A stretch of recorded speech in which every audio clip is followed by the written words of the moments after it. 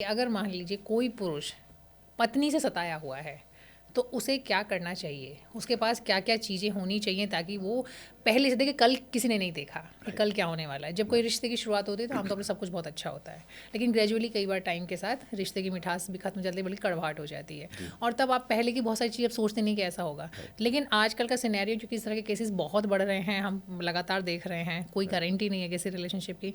तो पहले मैं जानना चाहूँगी पुरुष पतियों के हक़ में कि उनको अपने आप को कहाँ-कहाँ सेफ़गार्ड करना होगा? क्या-क्या चीज़ें उन्हें करनी चाहिए ताकि वो आगे जा कर के बुरी तरीके से फँसे नहीं? जी, देखिए अगर कोई भी समस्या घर के अंदर स्टार्ट होती है, तो हमारी फर्स्ट सिविक अथॉरिटी है पुलिस।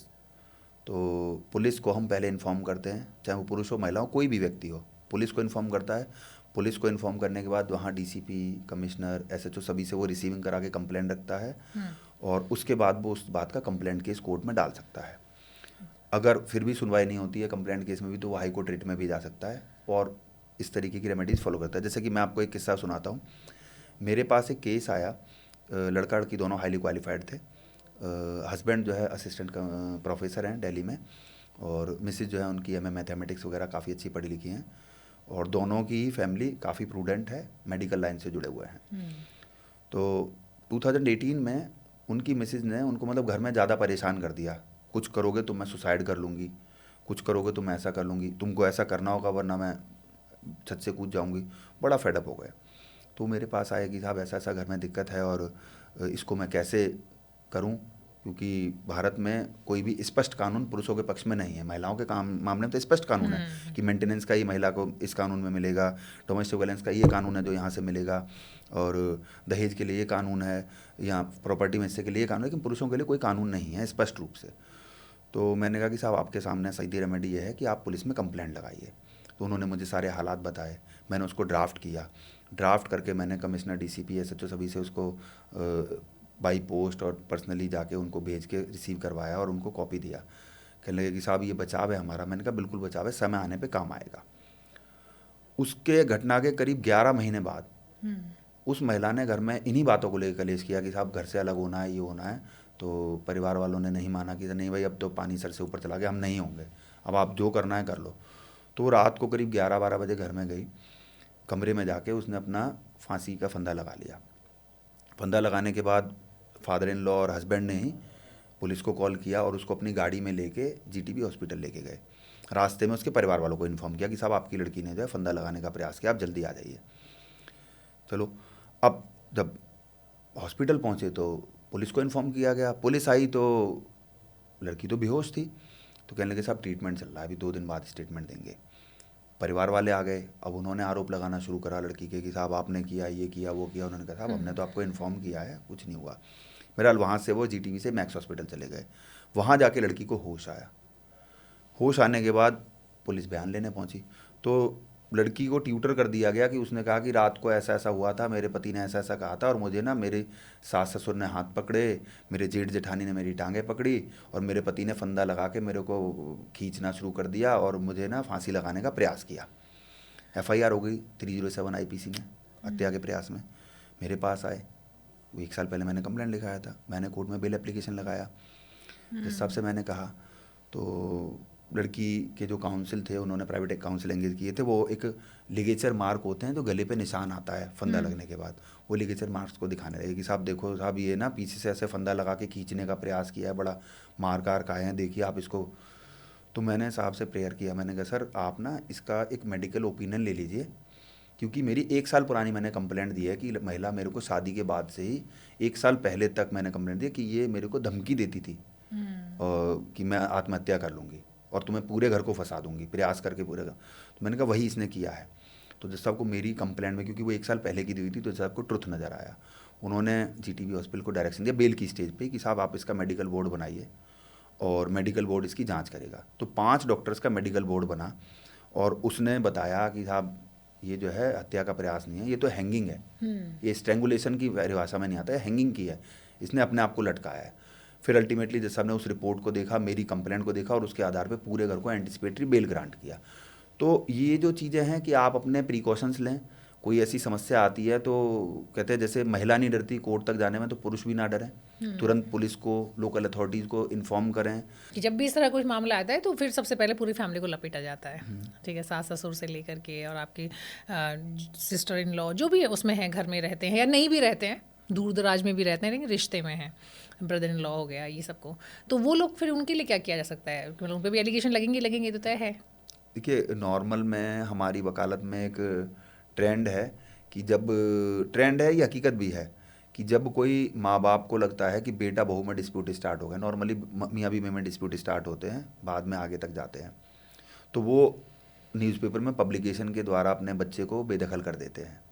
फर्स्ट स्टेप जो होता है, अच्छा। एक लोकल पुलिस को, कमिश्नर डीसीपी को एक कंप्लेंट रिसीव करा देते हैं कि साहब हमारे बेटे से हमने संबंध खत्म कर लिए हैं अखबार में पब्लिकेशन के द्वारा, क्योंकि उनका ऐसा ऐसा फला फला डिस्प्यूट रहता है और हम भैया हम नहीं झेल पाएंगे इसको।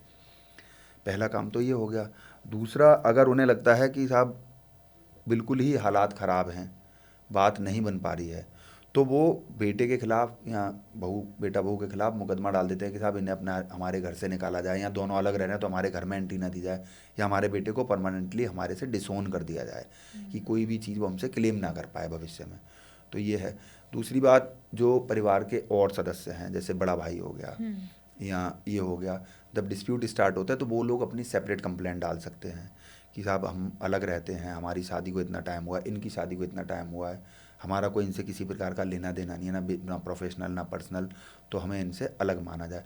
तो ये सारे सबूत जब कोई मुकदमों की नौबत आती है तो जो पुलिस इन्वेस्टिगेशन कर रही होती है तो उसमें वो वहाँ पे सबूत दे के अपना जो है पक्ष रख सकते हैं, और उस पक्ष के आधार पर उनके नाम भी हट जाते हैं, डिस्चार्ज भी हो जाते हैं कोर्ट से, और जो सारे बेनिफिट्स हैं उनको प्राप्त हो जाते हैं। तो मान लीजिए किसी ने ये कहा उस मोमेंट पे और तलाक हुआ या नहीं हुआ, मतलब हो ही, ऑफ कोर्स नहीं हुआ तब तो सिचुएशन अलग ही होगी डिस्प्यूट के बाद भी, लेकिन अगर तलाक हो गया तो उसके बाद जो माँ बाप हैं जिन्होंने अपने बेटे को डिसोन किया तो वापस मतलब वो कैसे कनेक्ट होंगे वापस फैमिली में लीगली? लीगली तो उनको फिर अपना अखबार में पब्लिकेशन देना होगा फिर से। कि भाई मैंने उनको एंटर कर लिया है, पहली चीज़। दूसरी चीज़, नॉर्मली आप अपनी ही संपत्ति से, मतलब माँ बाप अपनी ही संपत्ति से बच्चे को बेदखल करते हैं, तो एक उन्होंने कोर्ट प्रोसेस करके उसको डिसोन कर दिया, राइट। अब डिसोन करने के बाद उन्होंने उसको पब्लिकेशन के ज़रिए या पुलिस इंटीमेशन के ज़रिए उसको दोबारा से अडॉप्ट कर लिया, प्लस क्योंकि उनकी पावर है अपनी सेल्फ एंड प्रॉपर्टी को वो कहीं भी दे सकते हैं, चाहे मंदिर को दें, मस्जिद को दें, गुरुद्वारे को दें, अपने बेटे को दें, अपने पड़ोसी को दें, अपने ड्राइवर को दें, अपने घर में किसी को दें, तो वो अपनी एक विल वसीयत के जरिए या रजिस्टर्ड सेल डीड के जरिए या फैमिली पावर टर्नी के जरिए अपने बच्चे को अपने जीते जी वो अपनी प्रॉपर्टी में एंटर कर सकते हैं। रही बात regular day to day phenomena में उसको अडॉप्ट करना, तो उसके लिए कोई कानूनी रोक ही नहीं है। मुकदमा चल रहा है तो अभी आदमी घर में चाय पी लेते हैं, मियाँ बीवी, मेरी कोर्ट में हज़ारों मुकदमे हैं मेरे पास, मैं कोर्ट में लाखों मुकदमों को देखता हूँ कि मियाँ बीवी डिस्प्यूट हो रहा है। अब जैसे मेरे पे एक केस था कि लड़का लड़की दोनों अमेरिका रहते थे, तो लड़की ड्रिंक वगैरह करती थी, स्मोकिंग करती थी, और लड़का जो है वो इन चीज़ों को बिल्कुल पसंद नहीं करता था, और दोनों की फैमिलीज़ के बिजनेस रिलेशंस थे बहुत अच्छे, तो इसी वजह से उनकी शादी की थी, बिजनेस रिलेशन अच्छे हैं। तो वो वहाँ पे किया, वहाँ पे डिस्प्यूट स्टार्ट हुआ, तो दोनों ने अपनी फैमिली को इन्फॉर्म किया कि साहब हमारा डिस्प्यूट हो गया, अब हम नहीं रह सकते। परिवार वालों ने थोड़ा कोशिश किया, फिर मुझे एंगेज किया कि इन दोनों का म्यूचुअल डिवोर्स कराना है, तो रोहिणी कोर्ट में मैटर लगा। मैं वहाँ गया तो लड़का तो मेरे से मिल चुका था, और लड़की जब मेरे चैम्बर में मेरी एब्सेंस में मतलब आई और साइन वाइन करके पूरा अपना वो करके गई, और हुआ, तो मैं लड़की को ज़्यादा नहीं मिल पाया। अब कोर्ट में गए तो वो लड़का और लड़की जब प्रेजेंट होने का नंबर आया तो दोनों आराम से हाथ में हाथ डाल के बातें कर रहे हैं, ये हंस रहे हैं। मैं बड़ा कन्फ्यूज़न में है कि यार लड़की आएगी, लड़की आएगी, और मैंने कहा ये किसी गैर महिला के साथ बातें कर रहा है और किलसे की। बहरहाल नंबर कॉल होने का नंबर आया तो मैंने पार्टीज़ को कहा कि मैंने कहा भैया वो बुला लो लड़की लड़की से। कह लगे यही तो हैं।